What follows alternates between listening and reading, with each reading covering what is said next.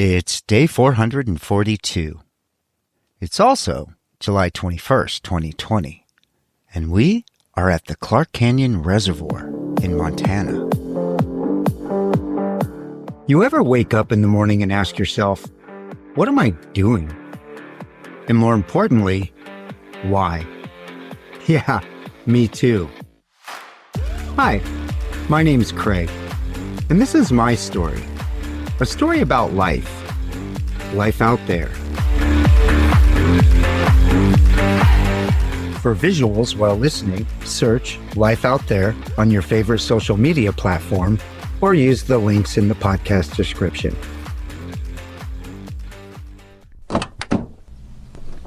Another good drive. Today was a fun drive, especially when considering that we'd clocked some 200 miles on old Vacilando, only to land just 62 miles from where we left our spot in Spencer.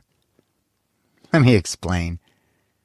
First, we'd learned that the drive would offer us a beautiful and scenic drive through the Rocky Mountain landscape, Idaho's version. And in Idaho, it's the Bitterroot Mountain Range, known for its rugged peaks, beautiful forests, and numerous recreational opportunities. And then, the Centennial Mountains, and the stunning alpine scenery they toss into the mix. And had we just kept going, north, we'd have found our way to this Clark Canyon Reservoir in no time. However, there was that sign, just 30 miles or so out of Spencer, I think, when the sign and the arrow told us that Wisdom, Montana was just 88 miles away, due west. Now, if you've read the book, Last Bus to Wisdom, by Ivan Doig, you probably understand fully that if you ever found yourself wandering about Montana and saw the sign to Wisdom, well, you're going to Wisdom.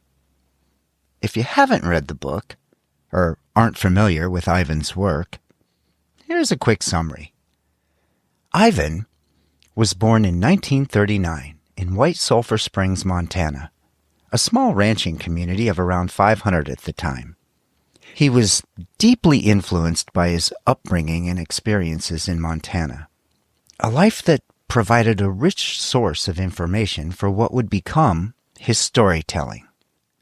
He grew up in a family of ranchers and sheep herders, and his early life in the rugged landscapes of the American West left a lasting impression on him. His profound connection to the land and its people drove him to capture the essence of life in those Montana Rocky Mountains. He'd publish his first book at the age of 42, This House of Sky, Landscapes of a Western Mind. He'd go on to write 16 books in total, the last of which, The Last Bus to Wisdom, published in 2015. The same year, sadly, Ivan passed away. Now, Ivan's storytelling is a tribute to the Montana he knew and loved.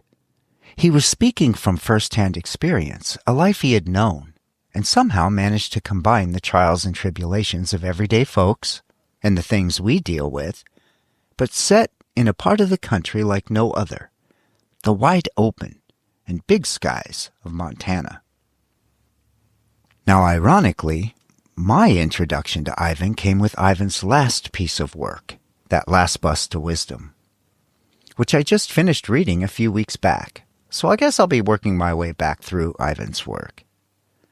But Last Bus to Wisdom? It's an adventurous novel set in the summer of 1951. It tells the story of an 11-year-old boy, Donald Cameron. Having lost both his parents, he'd be sent to his grandparents' farm in rural Montana. And shortly after his arrival, Donald's grandfather would pass away, leaving just he and his grandmother. And the two would form a deep bond. But when his beloved Gram falls ill and requires surgery, she fears she cannot properly care for Donald. So she makes the difficult decision to send Donald to stay with his great aunt in Wisconsin while she recovers. And along the way, Donald meets a colorful cast of characters on that bus and experiences a series of adventures and misadventures. His great aunt turns out to be a well, rather unpleasant person, leading Donal to set off on an unexpected journey with his great-aunt's husband, Herman the German. What a character he was. But in the end, for me, the book is a story of a young boy's quest for family, belonging, and understanding. Along the way, he learns a good deal about himself, life, and the world around him, and that sometimes you can find exactly what you need, maybe even before you knew you needed it. All this to say that a 176-mile round-trip detour was, well, a no-brainer. When the town at the end of that detour is Wisdom, Montana. The town where that 11-year-old boy found a deeper sense of belonging, connection, a way forward in life in 1950s Montana. And standing in and walking around Wisdom in 2020, absorbing the fact that the town has never had a population of more than 132 people, all ranchers likely, except for the retirees and the road warriors like us that pass through from time to time. It's kinda out there, as life in most of Montana always has been. You don't exactly stumble across this place by accident. On a road trip, my guess is that many likely pass through having no clue exactly what or whose lives they just passed through. And same applies to most places, I guess. And today, Wisdom, Montana looks like many other small Midwestern towns that 100 or so folks choose to call home. You usually pass through these little gems on your way to somewhere else. But Wisdom, Montana? Well, that might be worth a stop the next time you find yourself in this southwest corner of the state. Named Wisdom for the headwaters of the Jefferson River by the Lewis and Clark expedition, the rivers eventually changed names, but the town, in all its wisdom, pun intended, did not. The town sits in the middle of the Big Hole Valley, with the Anaconda Mountains to the northwest and the Pioneer Mountains to the northeast. Between the two, there are thousands of miles of camping, hiking, boating, and fishing opportunities. These vast, lush, and in many cases untouched stretches of Montana leave even the most adventurous with more to see, and do, than the time constraints we seem to place on ourselves would allow. You'll also learn to appreciate the fresh, clean aroma that fills the air when the newly cut hay, fresh flowing rivers, and the cool mountain air all collide to stimulate the senses in a way that cannot be replicated in a world with civilization. The valley's true claim to fame has, and will likely always be, the ability to produce that hay. If you're passing through during July or August of any given year, you could lightly witness the beaver slide, a hay stacking device and technique developed during the early 1900s that many of today's ranchers still utilize. And whether here to observe hundreds of years of agriculture expertise in action, to find adventure afoot, snag a fish, or simply grab a beer and a burger on your way to somewhere else, Wisdom can and will share all of this with you, and likely a good deal more if you give it the time. And for those of us that followed 11-year-old Donal, tagging along with Herman the German on an adventure across this part of the country in a simpler time, Wisdom, Montana will always mean just a little bit more. And then there was that one more click. And skijoring? Yeah, it's a thing. I'd learn of a wintertime sport enjoyed here in Wisdom that I had never heard of, but it looks pretty awesome. I'll let the folks over at the Jackson Hole Resort explain.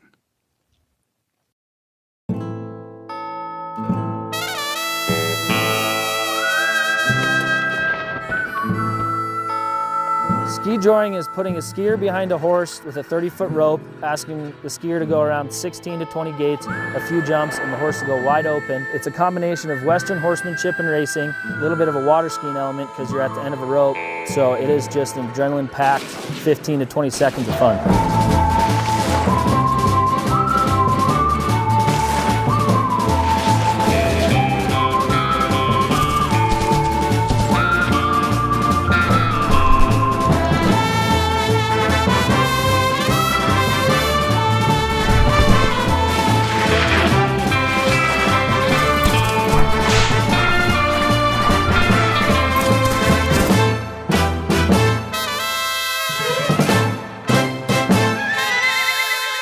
So the guys that are doing it successfully have some ski racing behind them, or a lot of skiing under the belt, and know a few things about what the horse might do. And yeah, the skill set is missing a few brain cells and making some calculated decisions and definitely accepting the risk.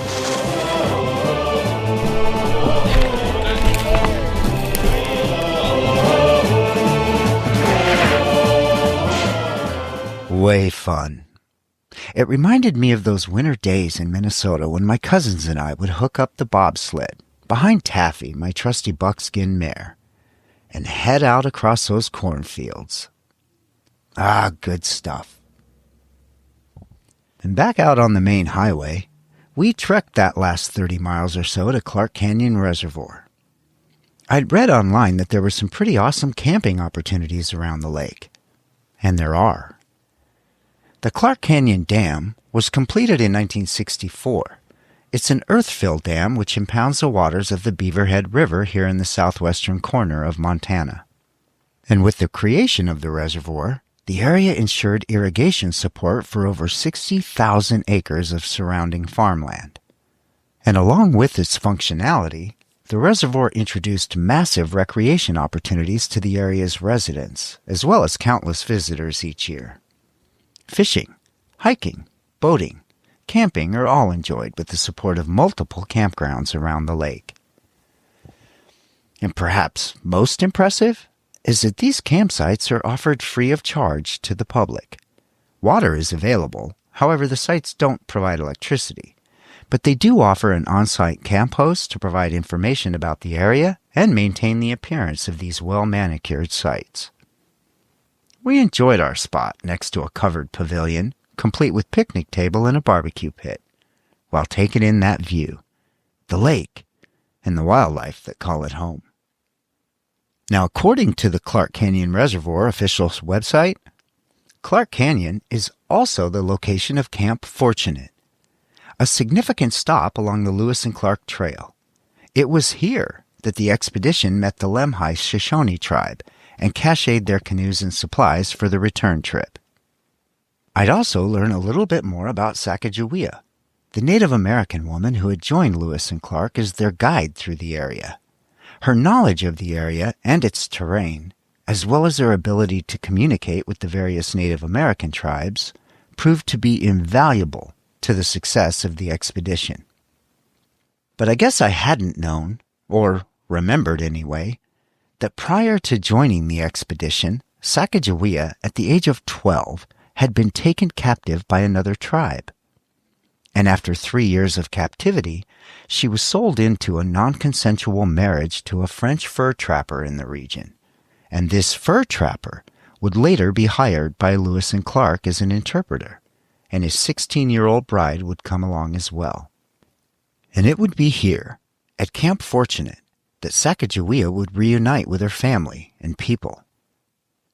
But lucky for Lewis and Clark, after the emotional reunion, Sacagawea would decide to remain with her husband and continue on with the expedition. And it was pretty awesome to revisit what these folks accomplished. A 2.5-year trek, spanning some 8,000 miles from St. Louis to the Pacific Ocean and back again. How they'd used keel boats and canoes along the waterways, and then had to pack those watercraft over and through the Rocky Mountains using only pack animals and their own legs as transportation. A very different journey than the one we're experiencing today. And it was also pretty cool to learn that upon their return to St. Louis, Lewis and Clark would become instrumental in helping Sacagawea and her husband settle in, and later helping them to secure an education for their children. I suppose it was the least they could do for what a now 18-year-old woman had done to help not only the expedition succeed, but a nation grow and find its new American West. No wonder so many movies and documentaries have been written around Sacagawea's life. I'll have to check a few more out. Our afternoon alongside the lake came with other interesting/entertaining moments. Like when that massive diesel pusher pulled in. Had to be 40 feet long at least. It looked brand new. They circled the campground a couple of times looking for just the right spot, I suppose. We watched them pick one, and then began watching them try to level the thing up, using the auto levelers on the rig. But they didn't seem to know much about exactly how the system operated. A young lady would hop in and out of the rig, run around it, shout instructions to the driver. Husband, maybe? Didn't appear to be listening much. I kind of felt bad for him. I would have offered help, but I doubted that I'd know any more about how the leveling system works on a $300,000 RV, given that I had barely mastered the system on my 30-year-old Vacilando. But I have to admit, it was a little humorous, watching that massive piece of machinery bounce around as levelers on all four corners looked for the ground, lowered and raised it, in what turned out to be a futile attempt at leveling. After 30 minutes or so, they gave up and left. My guess, in search of a more level, perhaps even concrete option. So it was back to gazing out over the lake, watching boats come in and go out. Cars pull in, kids appearing from all sides of the car making that dash for the lake as parents unpacked barbecue supplies. And time spent gazing northeast, off into those mountains, knowing that we're just 85 miles or so from where we're headed next, Craig, Montana, and wondering if we'll get there tomorrow. Seems every time we hit the road in these parts, we never get very far. Always something to check out, the perfect spot to pull out for lunch, dinner, maybe even the night. It just magically appears, randomly. So, basically, the journey remains the same. And so does the curiosity, whether a planned stop or a random one. I wonder what we'll learn there. Turns out, this thing called life comes with a lot of rules. Maybe it's time to break a few. Because you can.